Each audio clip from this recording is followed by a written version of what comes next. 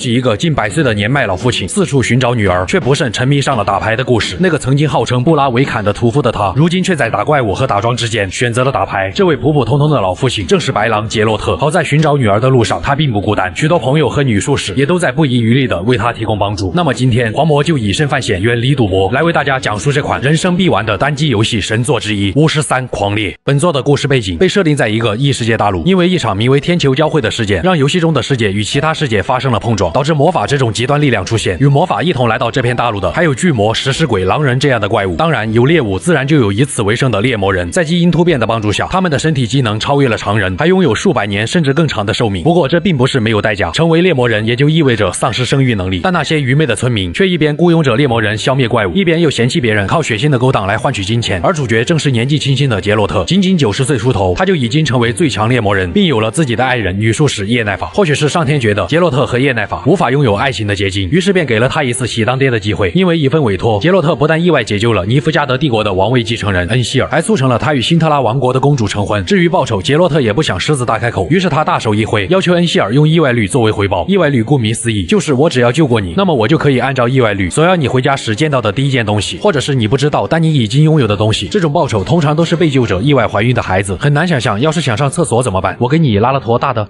当然，杰洛特的运气可没有这么差，公主腹中意料之外的孩子西里就这样稀里糊涂的成为了杰洛特的养女。也正是因为意外率，让杰洛特与西里命运的枷锁紧紧的羁绊在了一起。起初杰洛特并不想喜当爹，可在各种机缘巧合之下，他还是在10年后将西里带到了猎魔人的要塞凯尔莫汗接受训练，并将之抚养长大。面对可爱的女儿，杰洛特与爱人叶奈法都将西里视作了自己的亲生女儿一样对待。而另一个女术士特里斯也同样成为了西里无话不谈的大姐。只不过这个知心大姐老喜欢找杰洛特打桩，幸福的时光总是短暂的。在一场针对非人类种族的屠杀当中，杰洛特为了保护朋友，不幸死于猎魔人的克星神器草叉。幸运的是，一个名为独角兽的智慧种族通过西里体内蕴含的力量，让杰洛特死而复生。西里可不仅仅只是王子与公主的结晶，他实际上是上古之血的继承者，掌握着穿越时间与空间的法则。但也正是因为这股力量，为他的将来埋下了祸根。当杰洛特再次醒来，他已经完全丧失了记忆。经过漫长的历险和打桩，杰洛特终于彻底恢复记忆。他也再次收到了爱人叶奈法的来信。为了找寻失散已久的女儿西里，杰洛特带上被猎魔人视作父亲一般的导师维瑟米尔，一路追寻叶奈法留下的足迹，向着南方进发。由于西里的亲生父亲，也就是如今南方的尼夫加德帝国现任国王恩希尔，不仅向北方诸国发动战争，还攻占了包括泰莫利亚在内数个历史悠久的北方国家。而北方的瑞达尼亚国王拉多维德非但没有与盟国同仇敌忾，还趁机吞并盟国的领土，将北方统合成了属于自己的极端之国。就这样，由恩希尔统领的尼夫加德帝国与拉多维德组成的极端之国，在庞塔尔河形成了暂时对峙的局面。正是在这样的局势下，最强猎魔人杰洛特踏上了这段波澜壮阔的旅程。在乡间的路上，杰洛特进入了梦乡，梦里他回到了猎魔人要塞凯尔莫汗，并且刚与自己的爱人叶奈法打完一桩，凯尔莫汗依旧还是那么美，一切都像是老样子。老猎魔人维瑟米尔睡着了，不想背书的西里则悄悄地跑去练剑。然而就在杰洛特享受这种惬意生活的时候，一群开着骷髅马的骑士伴随着刺骨的寒霜降临在了凯尔莫汗。这些名为狂猎的异世界精灵一直都渴望着西里体内的上古之血。随着狂猎之王一刀砍向西里，杰洛特也从噩梦之中惊醒。他与老猎魔人维瑟米尔聊起了自己的梦境，还顺带解释了一下叶奈法一直带在身上的独角兽玩偶的作用。维瑟米尔不由感叹，还是年轻人会玩。由于战争席卷大地，活下来的人不仅需要躲避战争，还得时刻为埋伏在野外的怪物担惊受怕。他们一路来到了新手村百果园的旅馆，旅馆老板娘在客人的要求下取下了曾经属于泰莫利亚的文章。杰洛特本想打听一下叶奈法的消息，一位学者却看杰洛特没见过世面，于是便传授了他万恶之源昆特牌。多少杰洛特都因为这玩意儿无心再找女儿，反而去满世界找人打牌，最终导致妻离子散。毕竟咱们玩的不是昆特3狂赌。见旅馆问不出什么有用的线索，杰洛特便前去拜访了尼夫加德帝国在这里的驻军指挥官。指挥官表示，只要杰洛特帮他除掉袭击士兵的施救，他就告知叶奈法的下落。无奈之下，杰洛特只能接下这个委托。经过杰洛特一番调查，才发现原来是尼夫加德士兵烧了这头施救的树林，还杀了他的伴侣和孩子，这才引得施救攻击士兵。尽管知道这头施救可怜，但为了找到叶奈法，杰洛特只能与维瑟米尔设下诱饵，将施救引来后给了他一个痛快。指挥官也信守承诺，说出了叶奈法已经前往维吉玛皇家城堡，那里曾是泰莫利亚国王的故居，如今已被尼夫加德帝国占领。当杰洛特回到旅店，准备和维瑟米尔动身的时候，一群悼念泰莫利亚王国的极端分子因为老板娘取下了象征泰莫利亚的文章，于是便对老板娘展开了极端殴打。杰洛特自然不能袖手旁观，可在把这些极端分子劝躺下以后，老板娘却不念救命之恩，反倒开始感人。对此杰洛特早就习以为常，猎魔人的生活就是这样，好心总会引来别人的恐惧和厌恶。此时旅店外，尼夫加德的黑衣士兵早已恭候多时，伴随着一阵丁香与醋栗的香味，一身御姐打扮、身姿曼妙的女人走了出来。她正是杰洛特苦苦寻找的爱人叶奈法。叶奈法做事向来都是雷厉风行，他立即表示尼夫加德国王恩希尔要召见杰洛特，于是杰洛特跟随叶奈法前往维吉玛皇家城堡，维瑟米尔则返回为猎魔人要塞凯尔莫汗。在前往维吉玛的路上，杰洛特本来正和叶奈法打情骂俏，但一群身着重甲的狂烈骑士却对他们展开了追杀。在消耗了所有的护卫以后，二人才勉强逃到了维吉玛。经过了短暂且舒适的一天，杰洛特终于见到了这位想要一统北方的尼夫加德帝王恩希尔。恩希尔召见杰洛特的原因，竟然是他们的女儿西里又再次回到了这个世界。因为狂烈一直都想得到西里体内的上古之血，为了躲避狂烈的追捕，西里只能不停地在不同的维度之间穿梭。而如今西里又再次出现，这也就解释了狂烈为什么会追杀杰洛特。毕竟西里是恩希尔的亲生女儿，恩希尔便打算花重金委托杰洛特将女儿带回来继承家业。对于杰洛特来说，他早就把西里这个养女当做了自己最亲的人，就算没有委托，他也会不惜一切代价寻找女儿。况且所谓的继承王位，也只不过是让西里成为正直的牺牲品罢了。接受恩希尔的委托以后，杰洛特迫不及待地前去找到了叶奈法。尽管二人彼此都想来上一桩，但现在还有更重要的事情。根据密探打探的情报得知，西里曾在2个地方出现过，分别是被战火肆虐过的威伦和全世界最富有的自由之城诺维格瑞。杰洛特要做的就是调查这2个地方，而叶奈法则前往充斥着海盗的史凯利格群岛，那里曾发生了一场魔法爆炸，很有可能与西里有关。在与叶奈法依依不舍的吻别后，杰洛特先是前往了威伦，这里早已因为战火的肆虐，成为了一片充斥着死亡与衰败的不毛之地。杰洛特本打算在一处小村庄与密探接头，可当他赶到时，密探已经过了奈何桥了。好在通过密探留下的账本，杰洛特发现西里曾去过一个自封为血腥男爵的军阀家中，还与某个女巫发生过争执。一想到女巫，杰洛特的徽章不由自主地开始了震动，想来这个女巫一定就在附近。然而这名女巫并不是密探所指的人，她是杰洛特的老相识女术士凯拉。凯拉本是一名生性奢靡的皇家顾问，然而造化弄人，拉多维德将北方整合成极端之国以后，便开始和女巫猎人合作，展开了对法师的大清洗，就连尼夫加德也不待见他们。凯拉这才被迫来到了威伦这样的穷乡僻壤。在凯拉的帮助下，杰洛特发现一名神秘的精灵法师似乎与西里有过联系。当他们来到精灵法师落脚的遗迹后，精灵法师却早已离开，只留下了一段全息影像。他让西里提防驼背泥沼的林中夫人。既然得到重要的消息，杰洛特也准备立即动身，但凯拉却想让杰洛特帮忙解除费克岛上的诅咒。事成之后，他会回报杰洛特的恩情，这不是打不打桩的问题。杰洛特本就爱好助人为乐，于是他以最快的速度驾驶小船来到了费克岛。然而诅咒的背后往往都诠释了一段命运的残酷和人性的贪婪。杰洛特在岛上的塔楼内发现了一个怨念极深的女鬼，她名叫安娜贝，生前本是当地领主的女儿，但由于战乱引起的饥荒，导致灾民来到岛上讨饭吃。可人性总是黑暗的，这些灾民冲进高塔以后，便开始了烧杀抢掠，安娜贝的家人也被残忍杀害，就连她本人也险些遭到灾民袭击。为了坚守自己最后的底线，安娜贝喝下了能够陷入假死状态的魔法药水，但这仅仅只是噩梦的开始。当她醒来以后，发现自己不仅无法移动，周围还有一大群饥饿的老鼠。安娜贝最后只能眼睁睁看着老鼠吃了自己。如此惨烈的遭遇，导致她死后为高塔施加了诅咒，并且化为了散播死亡和疾病的瘟妖。而想要解开诅咒，就需要找到她的爱人葛拉汉，他们之间的真爱就是关键。杰洛特立即来到附近的村子，在这里找到了身为渔民的葛拉汉。原来当初领主非常反对自己的闺女和一个普通老百姓在一起，恰好灾民想要去领主家讨饭，葛拉汉就想到了私奔，于是他帮助那些灾民闯进高塔。本以为灾民只是拿完东西就走，但现实却不像童话故事那样，灾民进去以后便开始了滥杀无辜。葛拉汉想阻止，却为时已晚。当安娜贝服下假死药以后，心灰意冷的葛拉汉也就离开了高塔。安娜贝死后，自然就认为是爱人抛弃了自己，如今能够拯救爱人的唯一办法，就是需要葛拉汉的一个真爱之吻。就这样，葛拉汉毅然决然与杰洛特重新返回了费克岛，并再次见到了自己一生的挚爱。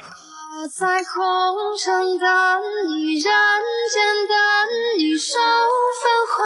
之外，看尽星辰入怀，前尘归，来画一片沧海。我在秋游等你，寂寞等你，望彼岸花开，长对三生负，百步为步，该渡过去向来。我在红尘等你，人间等你，守繁华。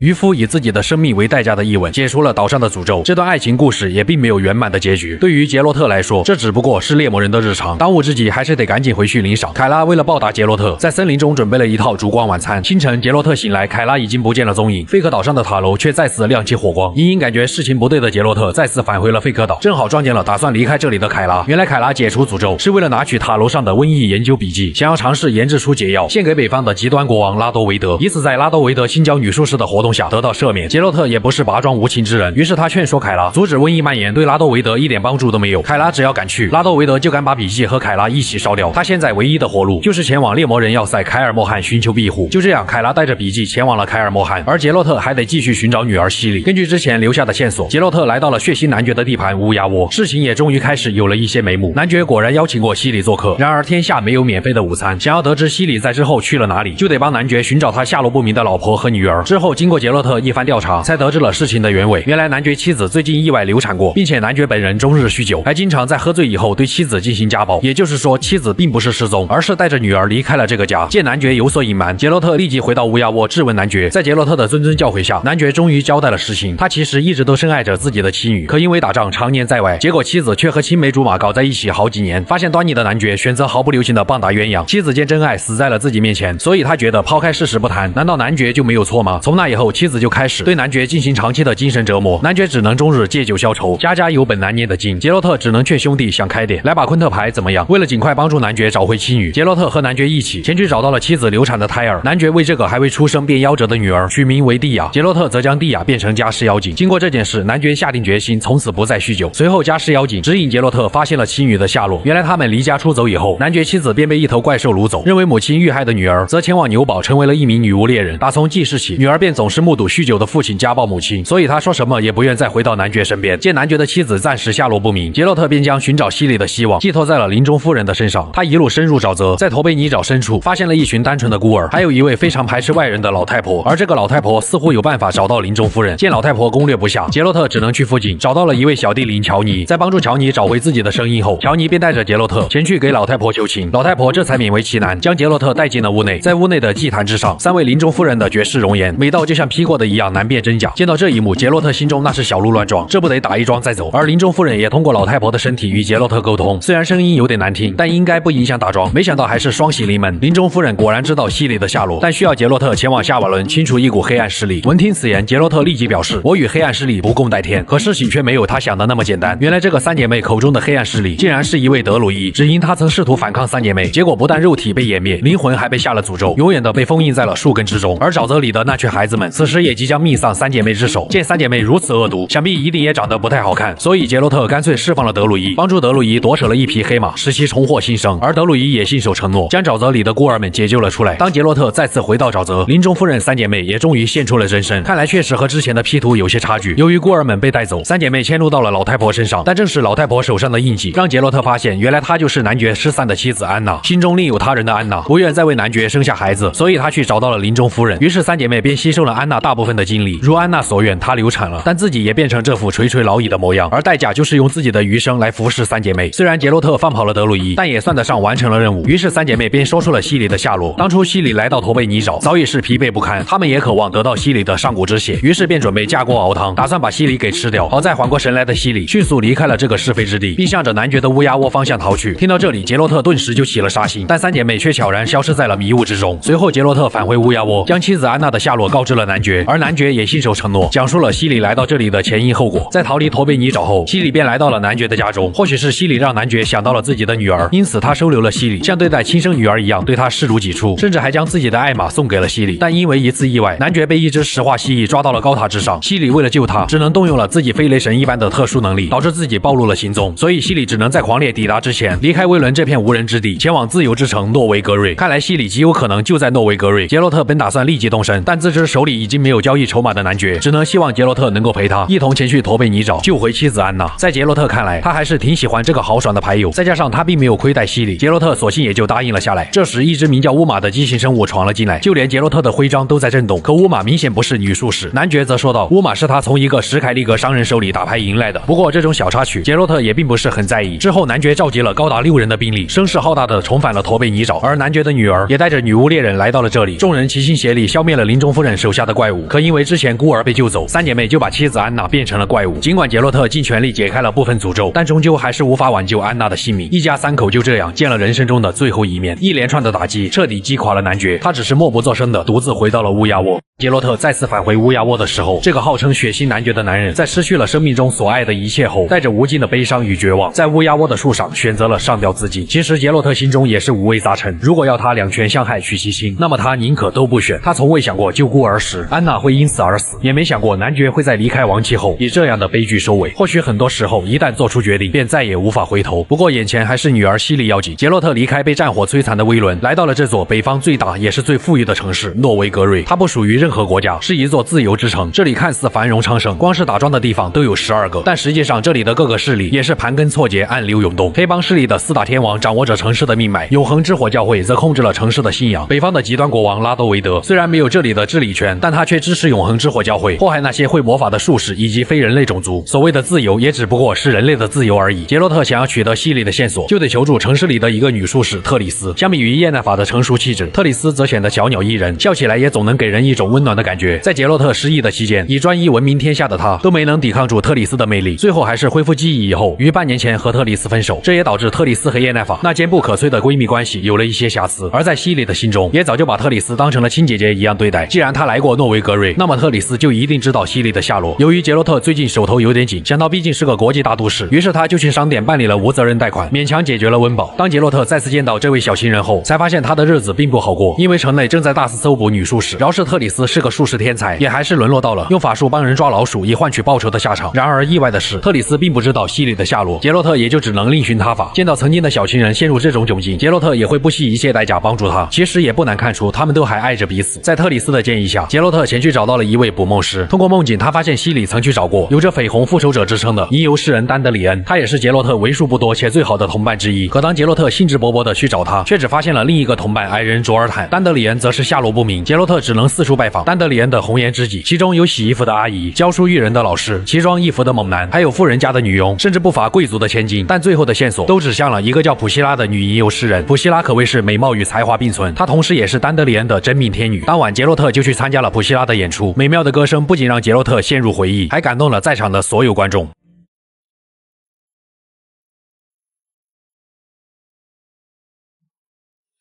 陈年的伤痕，渴望温柔帮助，一缠绵万古心像银树，撕裂的心扉已用爱缝补，这千针交织并不一和光长出真心。你自梦境逃离，过雨滴像一簇雨仙气，雅与白的秀发在梦境中翻飞，自罗兰的眼一缕中爱情，不愿随浪踪踏入风暴汹涌，寻你真心，哪怕爱已成空。你是这颗心，如磐石坚硬，我仍拥抱你，无论天寒地冻。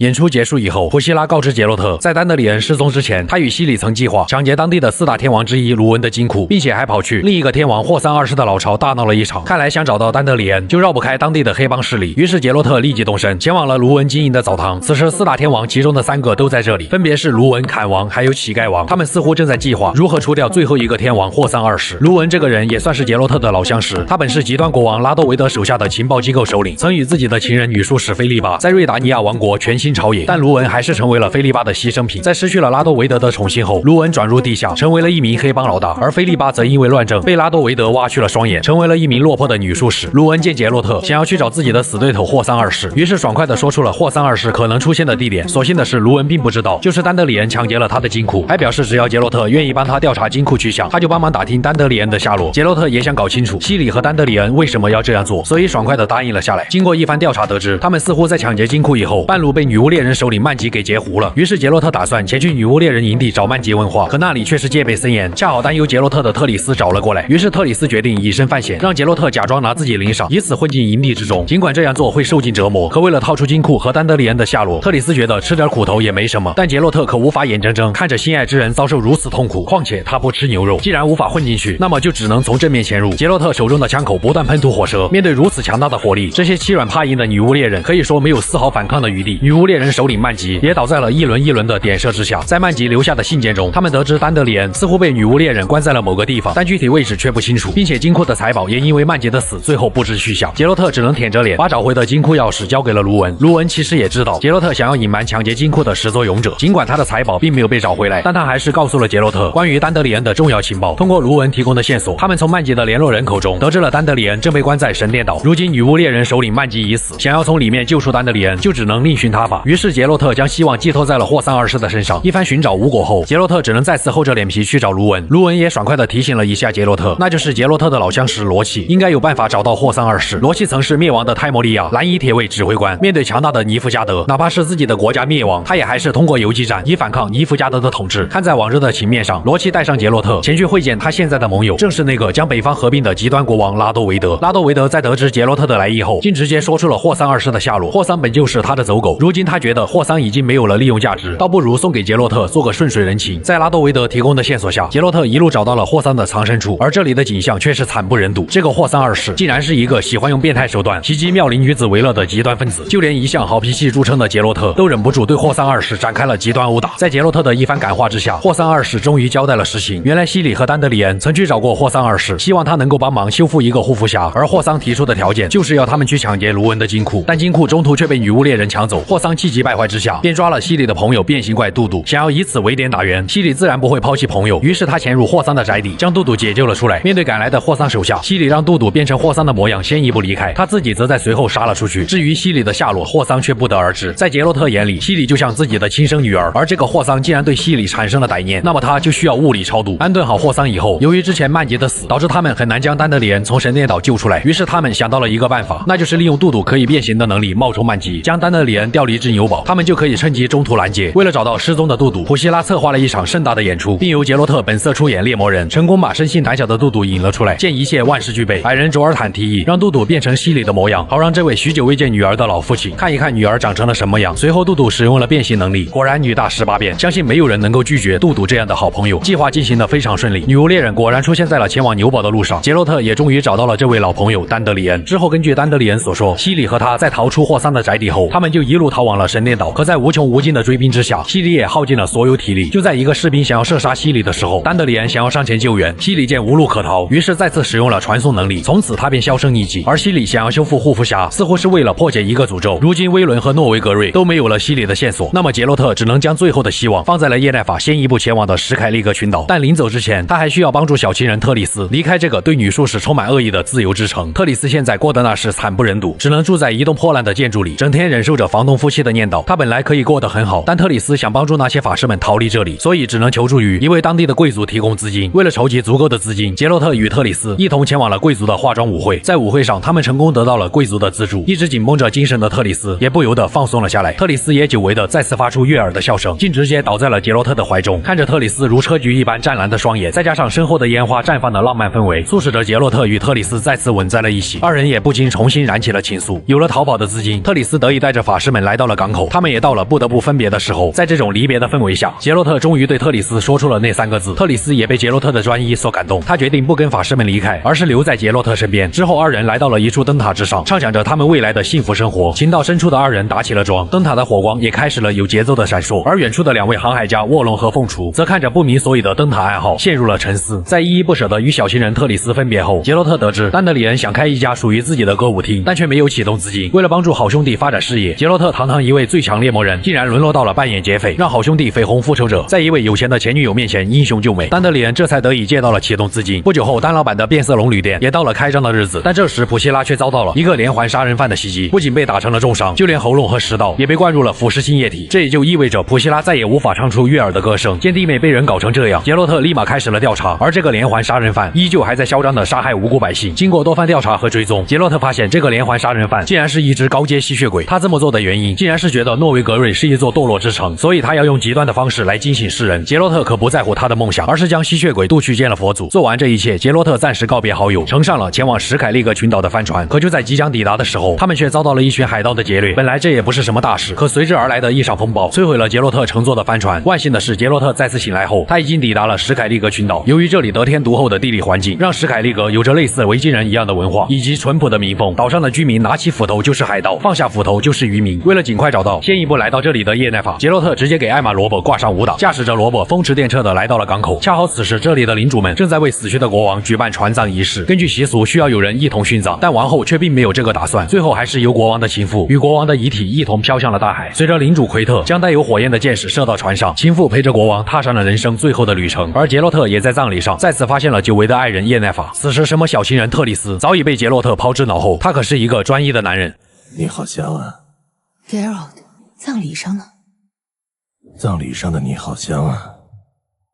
葬礼结束后，叶奈法告知杰洛特，岛上的一场魔法爆炸极有可能和西里有关，但想要前往爆炸现场，就得经过德鲁伊莫斯萨克的同意。领主奎特也来到了杰洛特面前，再次与相识多年的老友相聚。领主奎特盛情邀请了杰洛特和叶奈法前去参加国王的守灵宴。在宴会上，小两口找了一个独处的机会，悄悄溜进了德鲁伊的工作室，成功借到了只能用一次的响尾蛇面具。只要有这个面具，就能在爆炸现场看见过去所发生的事情。为了感谢杰洛特的陪伴，叶奈法再次拿出了很久没有用过的独角兽，二人在独角兽背上痛快地打了一桩。完事之后，小两口再次返回了守灵宴。此时史凯利格也需要选出新的国王，不同于大陆上的世袭制，他们是通过投票来决定王位继承者，就连报名都能找人帮忙。其中的报名者就有前任国王的儿子，以及领主奎特的儿子哈尔玛，还有他的女儿凯瑞斯。事情过后，叶奈法和杰洛特前去找到了领主奎特，希望他能够帮忙向德鲁伊说情，允许二人前去调查魔法爆炸的现场。奎特这个兄弟也确实能处，没有要求任何回报，便答应了这个请求。为了报答领主奎特，杰洛特先是帮助他女儿凯瑞斯替另外一个领主乌达瑞克解决了困扰自己多年的怪病，还帮他儿子哈尔玛猎杀了传说中的寒冰巨人，让兄妹二人在王位角逐中获得了极大的优势。可就在奎特为儿女举办的庆功宴上，一群化为巨熊的狂战士却突然发狂似的冲了进来，导致大部分候选人命丧当场，而奎特家族也莫名其妙的背上了这口黑锅。不过好在杰洛特与奎特的女儿凯瑞斯经过一番调查后发现，原来这一切的幕后黑手正是前任国王的妻子，她如此不择手段，目的就是为了让儿子顺利当上国王。本来杰洛特搜集的证据并不是很有说服力，可正义或许会迟到，但从不缺席。王后那富有正义感的儿子觉得母亲的行为让家族蒙羞，所以当场指认了母亲的罪行。领主奎特的女儿凯瑞斯因此立下大功，就这样成为了史凯利格群岛新的统治者。帮助完老朋友，接下来也该忙正事了。杰洛特与叶奈法前去找到了德鲁伊莫斯萨克，可就算杰洛特搬出了领主奎特，德鲁伊这个老顽固也还是不愿放他们过去。殊不知谈笑之间，叶奈法早就悄悄溜到了爆炸现场，并且使用了响尾蛇面具。见事已至此，杰洛特只能配合叶奈法将面具戴上以后，重塑了所有的来龙去脉。原来史凯利格群岛就是西里最开始出现的地方，与他同行的正是之前那个为西里留下全息投影的精灵法师。他们在这里遭到了狂烈包围，为了给西里争取逃跑的时间，精灵法师使用了足以炸毁整座森林的魔法。西里则趁这个机会逃到了无人之地威伦，在经历了林中夫人和男爵的款待后，他又辗转前往了自由之城诺维格瑞。最后为了躲避女巫猎人的追杀，西里又再次传送回了史凯利格群岛。因为根据德鲁伊所说，在魔法爆炸2周后，黄烈曾去过附近的印达斯菲尔岛。得知这个消息，二人立即赶到了这座小岛。通过一番走访调查，他们发现一个叫史凯球的村民似乎与西里有过接触。当他们找到史凯球的时候，这位村民已经被一头狼人杀死了许久，眼看距离找到西里仅一步之遥，叶奈法干脆直接使用了黑魔法，让史凯球短暂的复活了过来，并从其口中知道了当初所发生的事情。史凯球本是一位憨厚老实的村民，突然某一天，精灵法师带着刚从自由之城逃回来的西里来到了史凯球的面前，将西里托付给史凯球以后，精灵法师为了引开狂烈士兵，便与西里约定好在某个地方见面。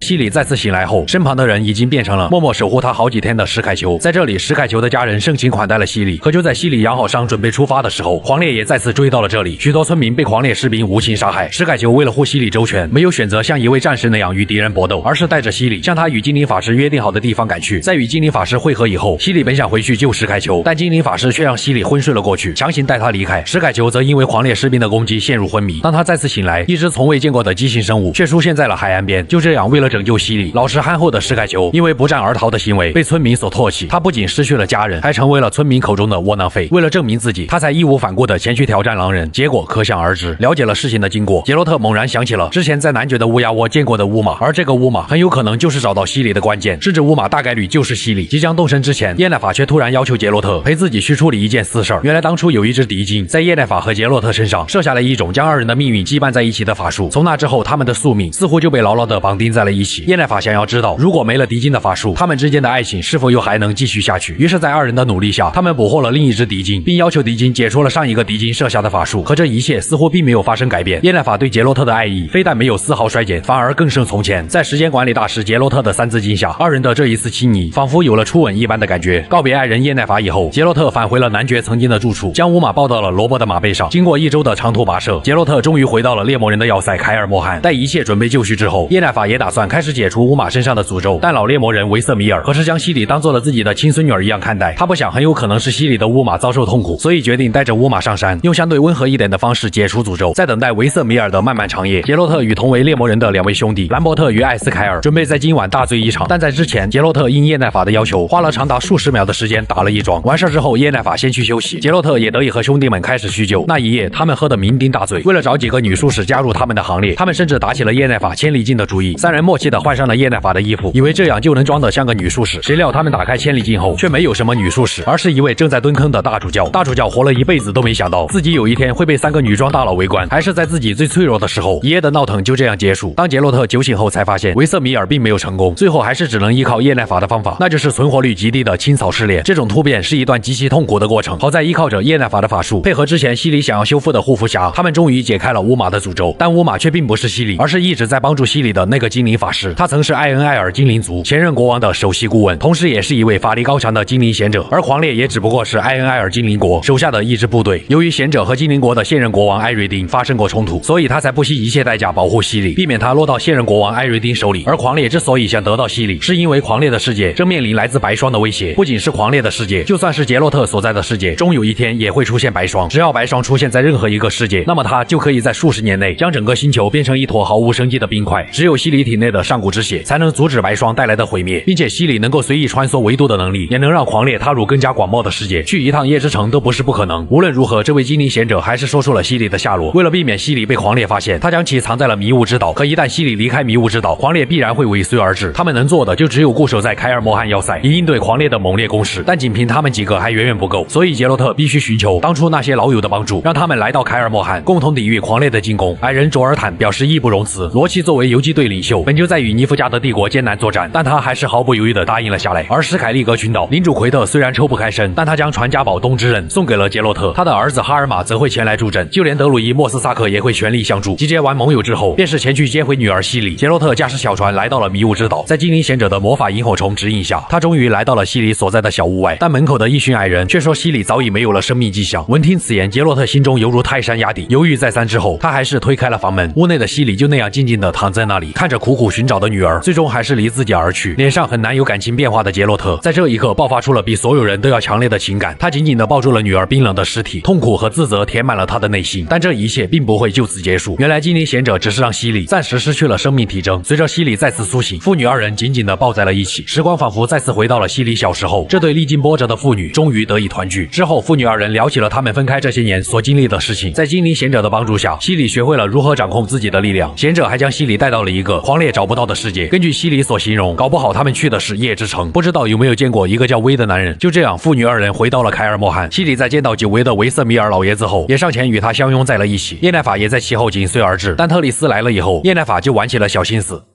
干嘛？欢聚的时光总是短暂的，前来助阵的好友也都纷纷来到了凯尔莫汉。有过一庄之源的女术士凯拉也会助他们一臂之力。所有人都在静待狂猎大军的到来。随着气温开始骤降，叶奈法撑起了一道笼罩城堡的魔法屏障，以抵御狂猎带来的寒霜。特里斯则在高处提供火力支援。杰洛特与兰伯特在森林中正面迎敌，每个人都在各司其职，可却还是无法阻止狂猎攻入要塞。面对狂猎的攻势，他们终究还是被打得节节败退。随着叶奈法魔力耗尽，狂猎直接冲破了大门，来到了要塞内院。寒霜在一瞬间冻住了所有人，只有西里和维瑟米尔侥幸逃过一劫。爷孙二人本打算先行撤离，但狂猎之王艾瑞丁却抓住了西里，就连维瑟米尔也被狂猎大将扼住了咽喉。狂猎之王本想以此胁迫西里束手就擒，但老爷子为了不让西里落入他们手中，这位最老的猎魔人以自己生命为代价，让西里这只燕子再次翱翔。你这个孩子从小就不听话，但我就喜欢你任性。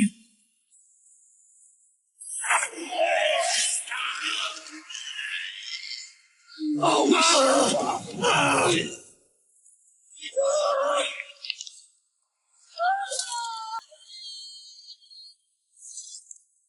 无尽的自责与愤怒让西里体内的上古之血爆发出了毁灭一切的力量，就连狂猎之王都无法抵御，只能带着狂猎士兵狼狈地离开了这里。就在凯尔莫汉快要坍塌之时，精灵贤者使用法术才制止了西里的疯狂。大战过后，众人为维瑟米尔举行了葬礼，凯尔莫汉也将随着老爷子一同死去。但不依不饶的狂猎终究还是一个难题，与其坐以待毙，倒不如主动出击。他们决定召集更多盟友，尽可能在与狂猎的决战中占据更多优势。而在进行最后的准备期间，西里因为老爷子的死，情绪非常的不安和急躁。好在作为一个老父亲的杰杰洛特总是能找到办法逗得女儿开怀大笑，西里也因此重新振作了起来。尽管如此，西里可没有忘记替老爷子报仇。杰洛特对此自然是义不容辞，于是他和西里悄悄地前往了威伦的秃树山，因为林中夫人三姐妹将要在这里举办宴会，而林中夫人其实就是狂烈的走狗，杀死维瑟米尔的狂烈大将伊勒瑞斯也会出现在宴会之上。父女二人分工明确，西里前去找到了林中夫人，将其中2个罪大恶极的老巫语斩杀，但三姐妹之一的芝婆则进行了极端逃窜。另一边，杰洛特也来到了狂烈大将伊勒瑞斯面前，结果可想而知。论单挑，杰洛特至今难逢敌手。在用法印让狂烈大将感受痛苦之后，杰洛特拿起大将的武器，终于替维瑟米尔报了仇。之后，父女二人重新回到了自由之城。特里斯和耶奈法早就先一步来到了这里，开始召集女术士集会所的人成为盟友。在这期间，杰洛特前去卢文的澡堂，救出了女术士集会所的创立者之一菲利巴，为决战狂烈增添了一丝希望。但卢文却不会让他们就这样离开，因为卢文与菲利巴都曾在极端国王拉多维德手下做事，可因为政治野心，卢文成为了菲利巴的牺牲品。然而菲利巴最后也还是因为摄政被拉多维德挖去了双眼。就在卢文想要算旧账的时候，杰洛特巧妙地化解了冲突，因为卢文正在计划刺杀极端国王，能够将他引出来的人就只有极端国王恨之入骨的女术士菲利巴，所以他们打算利用菲利巴作为诱饵，将极端国王从战舰上引出来。就连游击队长罗契也参与了此次行动。在他们的诱惑下，极端国王终于被引了出来，而菲利巴则报了挖眼之仇。这位将北方整合成极端之国并残害法师和非人类种族的极端国王就这样横死在了街头。在随后的庆功宴上，罗契表示属于泰莫利亚游击队的战争结束了，他们与尼夫加德帝王恩希尔达成了协议，只要除掉极端国王，那么恩希尔就会从泰莫利亚撤军，并将泰莫利亚纳为藩属国。可此时卢文也展现了自己的野心，他除掉极端国王的目的是为了接替极端国王的位置，继续和尼夫加德帝国奋战到底。不管怎么样，杰洛特不可能抛弃兄弟罗契，所以他只能含泪与卢文一刀两断。之后的时间里，杰洛特找到了更多女术士盟友，徽章都快真烂了，而精灵贤者为了确保他们有足够的优势，决定策反狂烈之王艾瑞丁手下的另一名大将盖尔。因为艾瑞丁是毒杀了前任国王才得以上位，而狂烈大将盖尔则对前任国王忠心耿耿，只要精灵贤者告诉他真相，那么他一定不会再为艾瑞丁效力。为了前往精灵族的世界，杰洛特随精灵贤者一起穿过隐藏通道，来到了一个又一个不同的世界。这些世界要么是因为太过古老，导致原本的海洋资源枯竭，最终变成了一望无际的沙漠，要么是经历白霜之后，成为了一颗毫无生机的寒冷星球。琳琅满目的世界让走南闯北多年的杰洛特也唏嘘不已。经过了多次的穿越，他们终于来到了精灵族的世界。此时狂烈大将盖尔正在为情人画着肖像，在明白了他们的来意后，对前任国王忠心耿耿的盖尔也想知道背后的真相，于是盖尔决定和他们走一趟。而盖尔为情人留下的画则彰显了他抽象派的品味。在捕梦师的帮助下，盖尔得以通过梦境看到了艾瑞丁毒杀前任国王的画面。沉思片刻后，盖尔告诉杰洛特等人，让他们去史凯利格群岛寻找太阳石，用太阳石召唤狂烈的末日之船，狂烈之王艾瑞丁也会随之现身。届时盖尔将不会派兵支援艾瑞丁。如今万事俱备，众人也即将再次前往史凯利格。可就在出发之前，爱人叶奈法和小情人特里斯竟然同时找上了杰洛特。他们奇迹般的想在决战之前与杰洛特度过剩下的打桩时光，还是3个人一起约定好了在旅馆见面后，叶奈法和特里斯先一步离开。杰洛特心里自然是乐开了花，那是他一生中最美好的一天。在落日的余晖下，杰洛特轻装上阵，他不顾一切的向着旅馆奔去。来到门口以后，杰洛特看向自己准备的好酒，安抚了一下胸前震动的徽章，红着脸推开了房门。此时叶奈法和特里斯早已准备就绪，下一刻杰洛特就被铐在了床上，还在期待下一步的他，殊不知已经为自己的花心付出了代价。2个女人都对杰洛特死了心，杰洛特就这样被铐了一整夜，直到第2天，丹德里恩才进来为他解开了束缚，期间还得忍受丹大师的嘲讽。经过这一段小插曲，众人乘船再次来到了史凯利格群岛。事不宜迟，在杰洛特前去拿到太阳石之后，精灵贤者便利用太阳石开始召唤狂烈的末日之船。随着一阵白光闪过，狂烈带来的寒霜逐渐冰冻了海面。叶纳法在众多女术士的帮助下，一同抵御住了寒霜的侵袭。恩希尔也自然不会任由亲生女儿被狂烈抓走。伊夫加德舰队率先冲向末日之船，而杰洛特也来到了附近。可狂烈的另一名大将卡兰希尔却释放魔法冻结了周围的一切。西里可不愿就这样坐以待毙，他用自己的能力独自一人杀到了狂烈大将面前。西里拼尽了全力，才勉强击碎了大将的法杖。虽然自己身负重伤，但好歹也算是破除了冰冻魔法。见女儿陷入生命危险，杰洛特强行挣脱束缚，与狂烈大将战斗在了一起。杰洛特不断扣动手中的扳机，强大的火力倾泻在了大将身上。这位大将做梦也想不到，自己倒在了时代的滚滚洪流之下。当杰洛特结束战斗，末日之船已经来到了西里的面前。千钧一发的时刻，领主奎特驾驶战船直接对着狂烈的战舰贴脸开打，双方一瞬间就开始了白刃战。杰洛特趁此机会赶紧登船，当他来到甲板上的时候，总是不求回报，帮助自己的领主奎特也倒在了狂烈之王的剑下。见自己的亲友一个接一个被狂烈杀死，杰洛特心中爆发出了滔天的杀意。为此，他不惜使用了自己最强的一招百年剑法。狂烈之王从未见过如此可怕的招式，只能在杰洛特的一声声新年快乐之下，满怀不甘的倒在了战场之上。但这一切却并未就此结束，精灵贤者竟然趁机利用岛上的高塔，打开了世界之间的大门，导致第2次天球交汇出现，诸多世界将会彼此连接，许多未知生物甚至是精灵族都能借此机会来到这个世界。意识到情况不妙，杰洛特立即即赶到了高塔，发现精灵贤者正在启动大门。既然这样，杰洛特也不得不起了杀心，和精灵贤者却扔掉了手中的武器。西里则从一旁走了出来，原来是他请求贤者这样做的，因为西里明白白霜早晚会降临这个世界，他不愿看到自己的亲人朋友就这样死去，所以他要利用体内的上古之血前去阻止这场浩劫。面对老父亲杰洛特的苦苦挽留，西里毅然决然地进入了传送门。在白霜肆虐的世界里，西里脑海中不断浮现起自己和老父亲的快乐时光。杰洛特总是能在西里伤心的时候给予他最大程度的安慰。一段时间过后，杰洛特再次回到了白果园，天边的火烧云将周围的草木映得通红。杰洛特请了一位老师傅，打造了一把轻盈且锋利的剑，并将燕子铭刻在了剑身之上。随后，杰洛特将这把剑送给了自己最心爱的女儿西里。原来西里实在舍不得老父亲，阻止了白霜之后，他又再次回到了杰洛特身边。西里也将作为一名猎魔人，与父亲杰洛特从此浪迹天涯。故事的最后，因为极端国王的死，恩希尔的尼弗加德大军一路北上，将北方诸国尽数统一。罗奇也以成为附属国的方式，让泰莫利亚重新复国。而史凯利格群岛在领主奎特的女儿凯瑞斯带领下，不再以劫掠他国为生，而是以和平的方式让他的子民繁荣昌盛。在西里成为猎魔人以后，杰洛特将自己的毕生所学都传授给了西里，父女二人分道扬镳。西里这个女猎魔人也很快名扬天下。至于杰洛特，还是像往常一样，有上一桩没下一桩，整天过着靠借委托糊口的日子。他偶尔也会去找丹德里恩喝一杯，想象着如果当初做了不同的决定，那么又会是怎样一副场景。而这些就需要玩家们自己去探索了。本期视频是狂魔目前讲过最长的一期视频，文案都写到了16000多字，做的实在不容易。也希望看到这里的观众能够留下一个点赞或者关注。狂魔在这里谢谢各位了，我是修片狂魔，咱们下期再见。